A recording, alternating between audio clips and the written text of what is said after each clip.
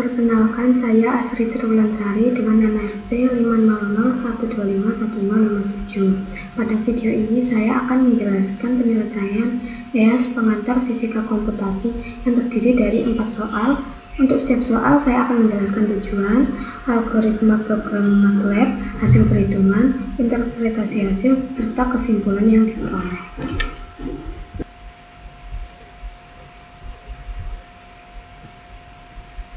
Pada soal pertama, saya diminta untuk membandingkan model regresi linear dan regresi kuadratik menggunakan metode least squares. Tujuannya adalah menentukan model yang paling sesuai untuk mempresentasikan data berdasarkan nilai RMSE atau root mean square error.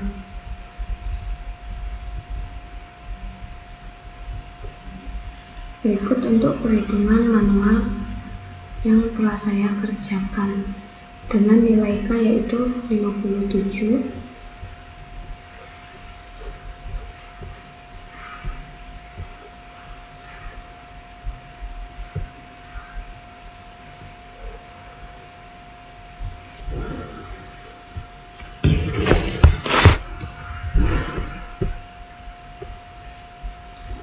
Pada bagian ini, variabel K bernilai 57 sesuai dengan 2 digit terakhir NRP. Kemudian N bernilai 15 menunjukkan jumlah data yang akan digunakan dalam proses fitting. Kemudian pada bagian ini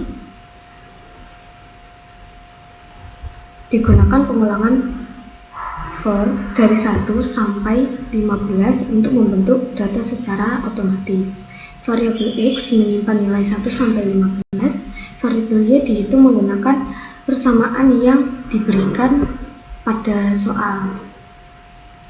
Terdapat komponen kuadratik yaitu 0,5x kuadrat, komponen linear yaitu 2x, konstanta sebesar 57, serta tambahan gangguan berupa fungsi sin. Karena terdapat suku x kuadrat, secara teori pola data yang terbentuk cenderung menyerupai bentuk parabola. Selanjutnya, program menghitung nilai sigma seperti sigma x, sigma y, sigma x, sigma x kuadrat, sigma x pangkat 3, sigma x pangkat 4, dan sigma x kuadrat y. Kenapa perlu menghitung sigma? Karena rumus regresi linear dan kuadratik dibangun dari persamaan normal yang memerlukan penjumlahan seluruh data. Penjumlahan sendiri artinya kan sigma. Kemudian untuk bagian model linear ini, bagian ini digunakan untuk menentukan koefisien regresi linear. M adalah gradien garis, C adalah titik potong terhadap sumbu Y.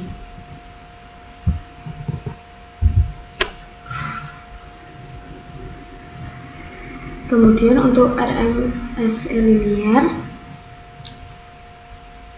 program menghitung nilai prediksi menggunakan model linear. Kemudian dihitung selisih antara data asli dan data prediksi. Selisih tersebut dikuadratkan, dijumlahkan, lalu dihitung akar rata-ratanya sehingga diperoleh RMSE. RMSE menunjukkan besar rata-rata kesalahan model terhadap data. Ini seperti yang dapat dilihat. Kemudian untuk model kuadratik digunakan sistem persamaan matriks. Matriks A berisi koefisien dari persamaan normal least square, kemudian vektor B berisi hasil penjumlahan data.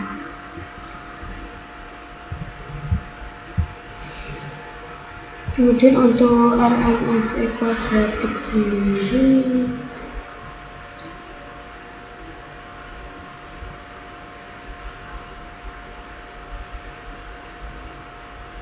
di sini digunakan if else. Kenapa? Karena program ini digunakan untuk membandingkan kedua nilai RMSE. Model dengan RMSE lebih kecil akan dipilih sebagai model terbaik.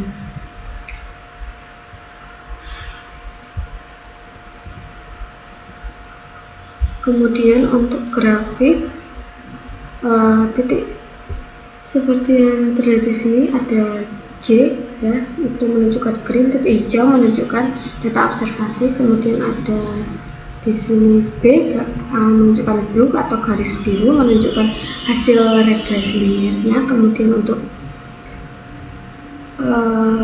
di sini R red atau garis merah menunjukkan hasil regresi kuadratiknya. Kemudian ketika kode ini dijalankan,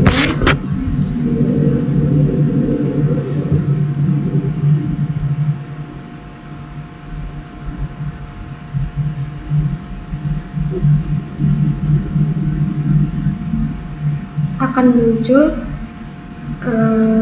dua garis, ya, karena yang dipakai tadi ada dua metode. Dari hasil yang diperoleh itu RMSE model kuadratik lebih kecil dibandingkan RMSE model linear. Hal ini menunjukkan bahwa model kuadratik memiliki tingkat kesalahan yang lebih rendah. Hasil ini sesuai dengan bentuk data yang memang mengandung suku X kuadrat. Jadi model kuadratik itu lebih cocok untuk persamaan yang disediakan tadi, kan persamaan kuadrat. Jadi lebih didapat kesimpulan berdasarkan nilai RMSE dan bentuk grafik, model kuadratik merupakan model yang paling sesuai untuk data yang diberikan.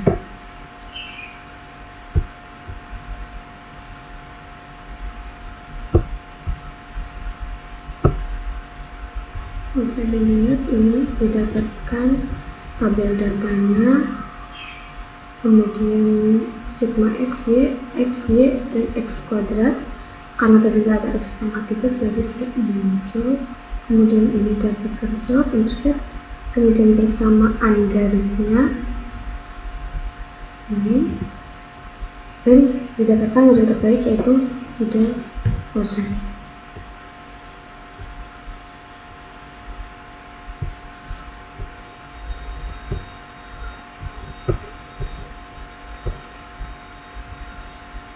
Untuk analisisnya, mengapa kedua model memberikan hasil yang berbeda? Perbedaan hasil terjadi karena kedua model menggunakan bentuk persamaan yang berbeda.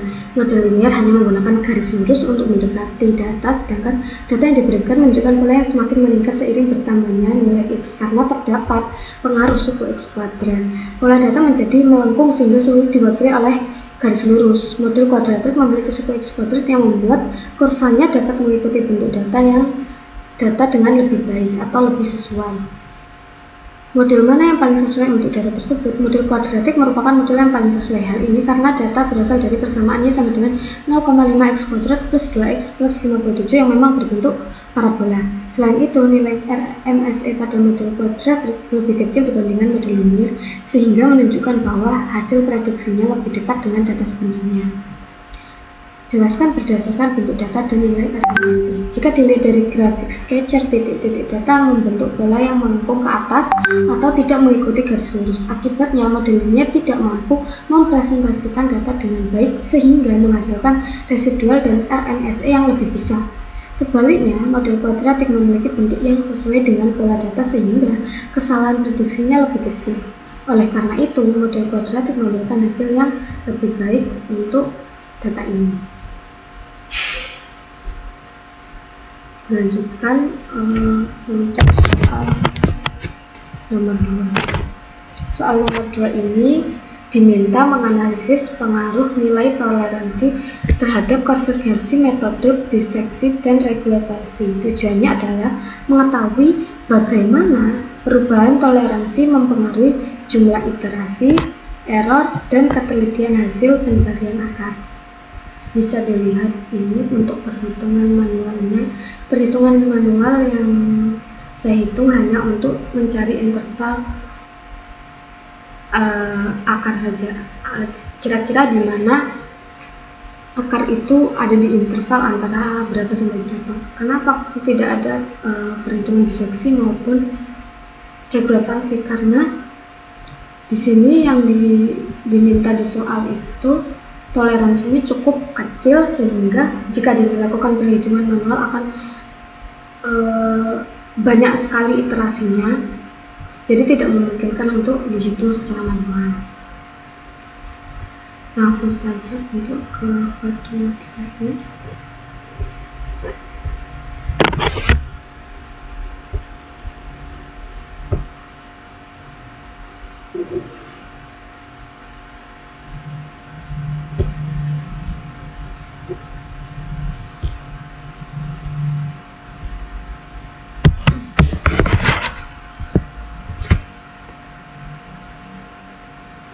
Ini fungsi yang digunakan adalah fx sama dengan x pangkat 3 min 62x plus 10.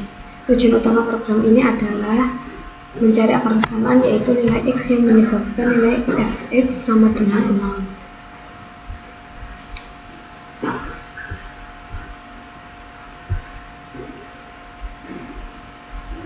Jadi yang pertama-tama kita buat dulu grafik.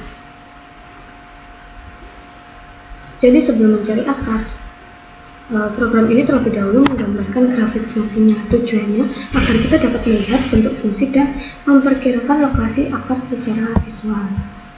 Kemudian dilanjutkan untuk interval akar yang kita dapatkan dari perhitungan manual tadi, yaitu A 7 dan B itu 8. Interval yang digunakan 7 sampai 8. Program ini kemudian menghitung nilai FA dan FB, kita masukkan. Nah, jika FA dan FB menghasilkan memiliki tanda yang berbeda, maka terdapat akar di dalam interval tersebut dan itu sudah terbukti. Kemudian untuk menjelaskan toleransi, di sini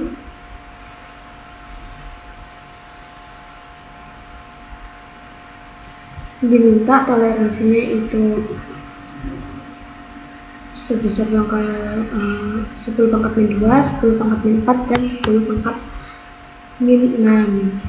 Toleransi merupakan batas error yang masih dapat diterima. Semakin kecil toleransi, semakin tinggi tingkat ketelitian yang diinginkan.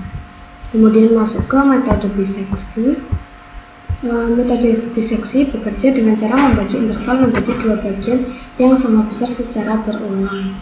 Ini bisa dilihat pada bagian ini. Jadi di sini terlihat CC sama dengan AA plus BB per 2. Jadi variabel CC itu menyimpan titik tengah interval. Kemudian dilanjutkan ini, if FAA kali FC. Ini pada bagian ini digunakan percabangan if. Jika hasil perkalian bernilai negatif, berarti akar berada pada interval kiri. Jika tidak, akar berada pada interval kanan. Seperti itu. Kemudian dilanjutkan dengan ada while di sini, jadi dilakukan pengulangan hingga batas toleransi tadi. Kemudian untuk metode regressi, metode ini menggunakan garis lurus yang menghubungkan dua titik pada fungsi. Titik potong garis tersebut dengan sumbu X digunakan sebagai perkiraan akar baru. Terus kemudian di sini juga dipakai while, artinya tetap dilakukan pengulangan. Kemudian yang terakhir diminta tabel perbandingan. Ya, tabel perbandingan di sini itu merupakan outputnya atau di sini isinya itu akar-akar yang diperoleh, jumlah iterasi dan error untuk setiap toleransi. Nah, setelah kode ini dirancang,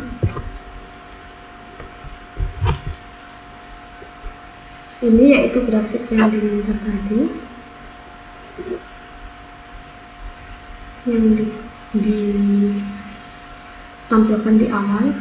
Kemudian untuk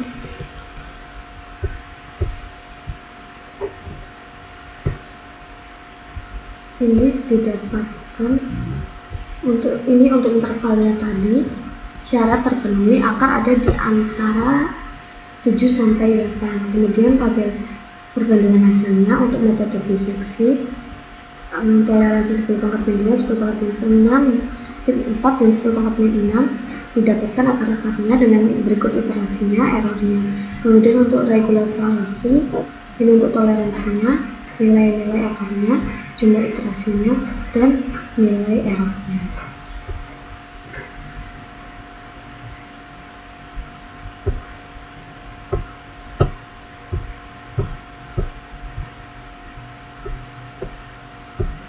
Berikut untuk jawaban analisis. Bagaimana pengaruh toleransi terhadap jumlah iterasi? Seperti yang dapat dilihat tadi, nilai toleransi sangat mempengaruhi jumlah iterasi yang dibutuhkan. Semakin kecil toleransi yang digunakan, semakin banyak iterasi yang diperlukan. Hal ini karena toleransi yang lebih kecil menuntut tingkat ketelitian yang lebih tinggi, sehingga metode harus melakukan lebih banyak pengulangan untuk mencapai hasil yang diinginkan. Metode mana yang lebih sensitif terhadap perubahan toleransi? Nah, seperti yang dapat dilihat tadi, yang lebih sensitif itu metode biseksi. Bisa dilihat karena iterasinya tuh lebih banyak. Pada metode biseksi, interval selalu dibagi 2 pada setiap iterasi tanpa mempertimbangkan bentuk fungsi. Karena itu, ketika toleransi diperkecil, jumlah iterasi akan bertambah cukup signifikan. Sementara itu, regular valsi memanfaatkan nilai fungsi pada kedua ujung interval sehingga biasanya dapat mendekati akar lebih cepat, seperti yang dapat dilihat di MATLAB-nya tadi. Ini iterasi pada metode biseksi itu meningkatnya untuk setiap toleransi semakin kecil itu akan meningkat sangat cukup banyak, seperti itu. Jelaskan alasan hasil yang diperoleh. Metode biseksi memiliki laju konvergen yang tetap karena setiap iterasi hanya memperkecil interval menjadi setengah dari sebelumnya. Sebaliknya, regular valsi menentukan titik baru berdasarkan perpotongan garis yang menghubungkan 2 titik pada fungsi dengan sumbu X. Cara ini membuat perkiraan akar seringkali lebih dekat ke nilai sebenarnya, sehingga jumlah iterasinya lebih sedikit dibandingkan metode biseksi. Kemudian untuk soal nomor 3, pada soal ketiga ini diminta mempelajari pengaruh tebakan awal terhadap metode Newton-Raphson dan Secant. Berikut ini persamaan yang diberikan pada soal. Ini untuk perhitungan manualnya itu cukup banyak karena itu pada soalnya diminta beberapa kasus. Kasus pertama dengan X0 nya itu 0,5, kemudian untuk kasus kedua dengan X0 nya itu 1,5, dan kasus ketiga itu untuk X0 nya 3,5. Ini untuk perhitungan manualnya.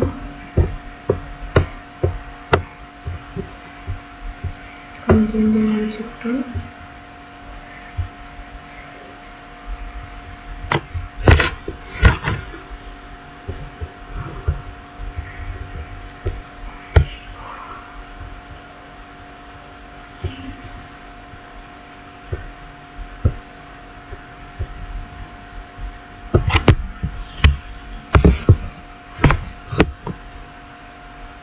Nah, ini fungsi yang digunakan. Kemudian kita cari turunannya juga. Kemudian tebakan awal dan toleransi. Pertama, tebakan awalnya ada 0,5, 1,5, 3,5 dengan toleransinya 10 pangkat min 6. Nah, di sini karena ini tuh angkanya cukup kecil.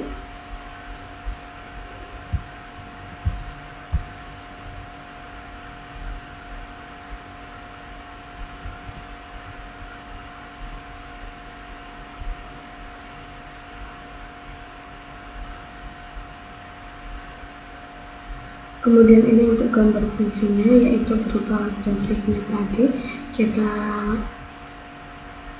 masukkan X, kemudian masuk ke metode Newton-Raphson, itu menggunakan informasi fungsi dan turunannya untuk menentukan pendekatan akar berikutnya.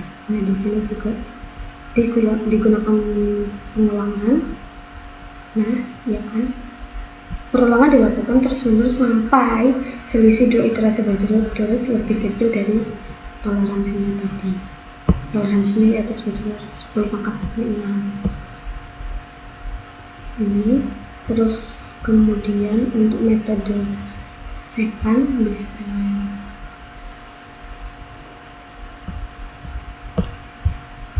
dilihat di sini. Prinsipnya itu mirip dengan Newton-Raphson, tapi tidak membutuhkan, dia tidak menggunakan turunan fungsi. Bisa dilihat untuk Newton-Raphson itu rumusnya sendiri. Ketika kita mencari X1 untuk akarnya, X1 sama dengan X0 dikurangi Fx0 atau fungsi X0 tadi per turunan X0 seperti itu. Tapi kemudian untuk secant kita mencari dimulai dari X2 karena kita butuh dua informasi yaitu X0 dan X1. Jadi yang dicari adalah yang pertama kali ada X yaitu X2. X2 sama dengan X1 dikurangi fungsi F1 dikali X1 dikurangi X0 dibagi dengan fungsi X1 dikurangi fungsi X0. Kemudian yang terakhir ada tabel perbandingan. Di sini menunjukkan tabel perbandingan antara metode Newton-Raphson dan secant tadi untuk melihat berapa akar-akar yang didapatkan. Selain itu di tabelnya nanti itu memunculkan nama metode, terus X0 nya, akar yang didapatkan, jumlah iterasinya, dan juga errornya. Ketika programnya dirancang, muncul untuk grafiknya seperti ini. Dari fungsi yang tadi kita diminta akarnya seperti ini fungsinya.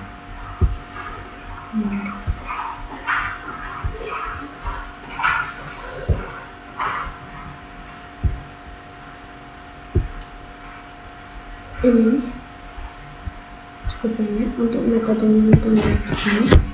Yang pertama ada tebakan awal, ini didapatkan nilai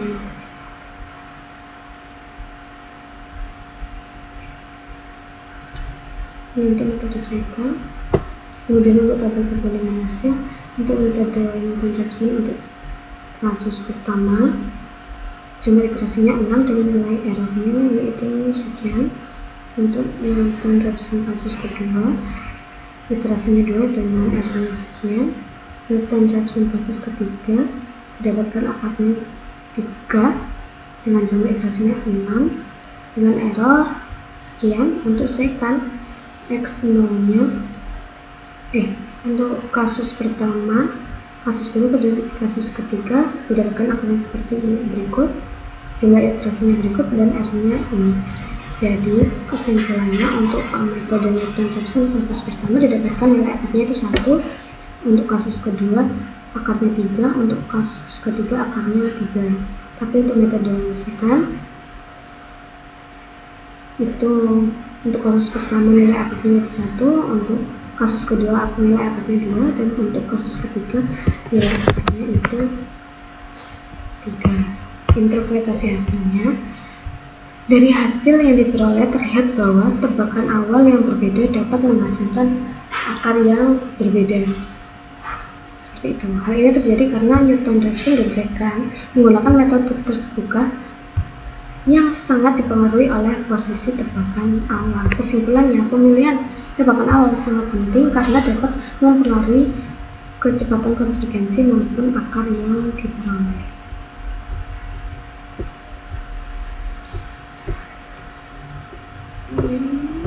Untuk analisisnya, apakah seluruh tebakan awal menghasilkan akar yang sama? Tidak selalu, seperti yang bisa dilihat di MATLAB tadi. Tebakan awal yang berbeda dapat menghasilkan akar yang berbeda pula.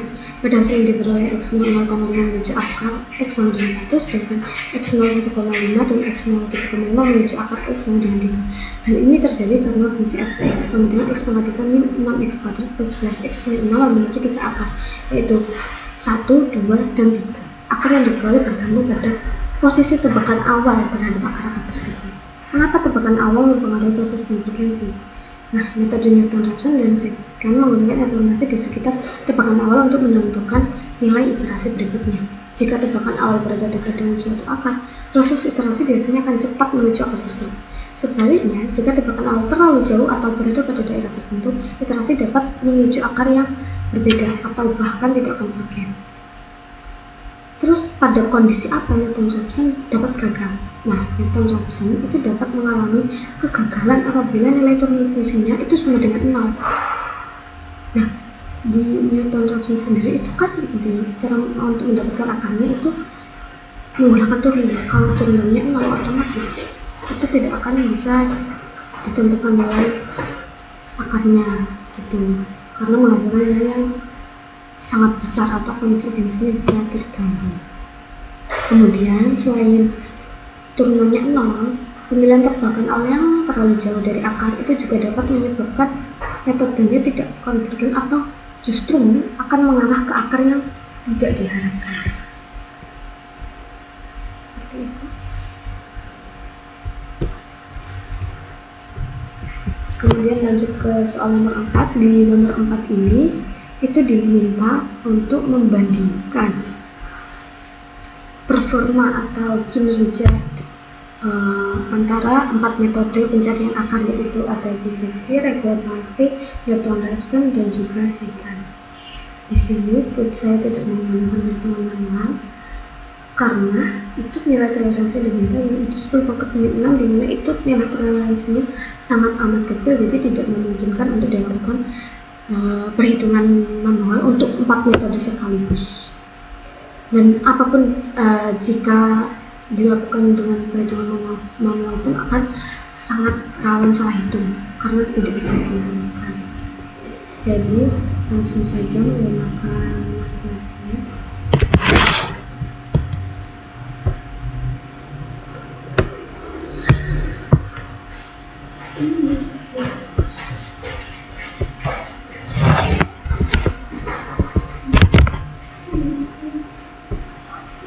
Nah, di sini kita dilihat nilai yaitu 57, yaitu 2 digit terakhir NSP saya.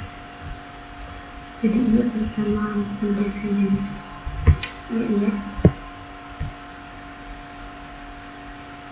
pendefinisiannya dulu nilai K-nya. Turunan ini kenapa ada turunan? Karena ini nanti digunakan di Newton-Raphson. Terus seperti yang di awal tadi kita gambarkan fungsinya dulu, diplotkan untuk X dan Y, kemudian interval dan toleransi memakai angka 7 dan 8. Ini untuk metode biseksi seperti di nomor 2 tadi sama saja. Kemudian ini untuk regularisasinya sama seperti di nomor 2 juga. Dilanjutkan dengan metode Newton-Raphson-nya. Kemudian dan yang terakhir untuk metode secant-nya seperti berikut, dengan tidak lupanya ini dipakai 6 angka ke belakang koma ya.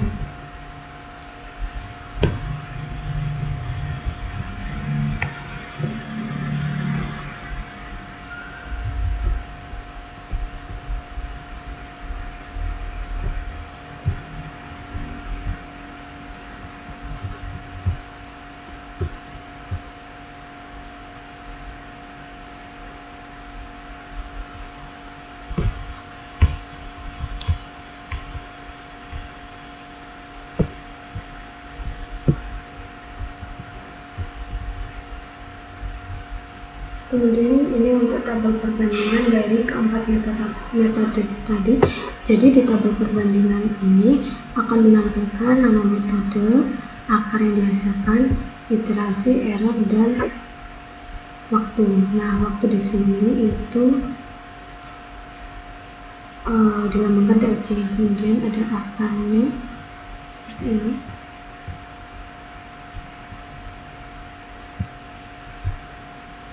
Ketika sistemnya dijalankan, bisa dilihat ini untuk grafiknya itu seperti ini.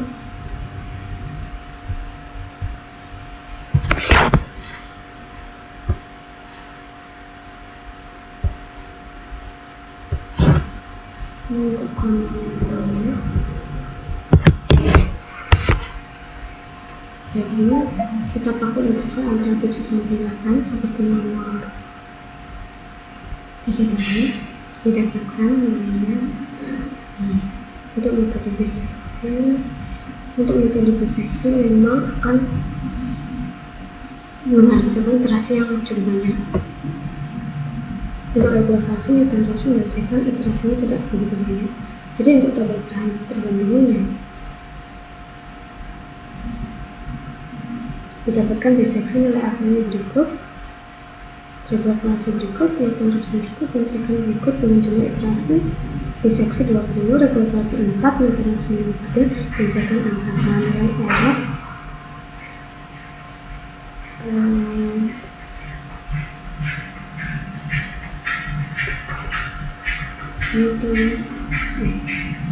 biseksi nilai errornya cukup tinggi, mungkin dikarenakan ini negatif dengan negatif hasilnya positif. Di sini itu tidak berbeda tanda,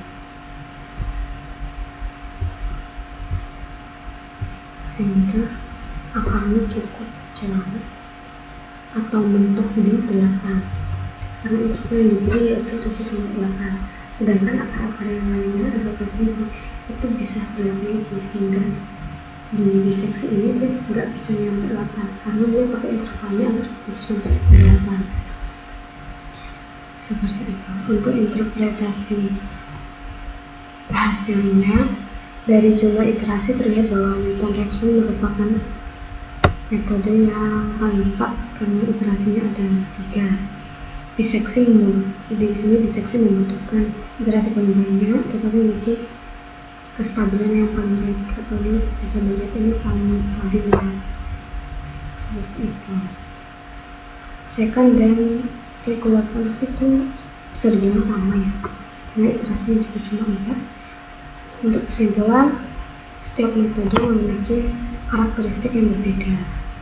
Biseksi unggul dalam stabilan, regulasi lebih cepat dari biseksi, Newton-Raphson paling cepat jika turnannya itu ada, tidak nol. Terus Secant menjadi alternatif ketika turnan itu sulit diperoleh.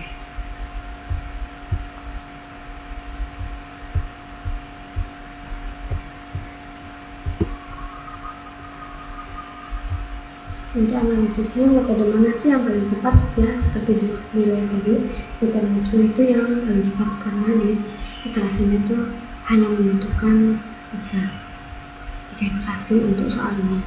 Kecepatan ini diperoleh karena metode tersebut memanfaatkan informasi turunan, sehingga arah pergerakan menuju akar menjadi lebih akurat.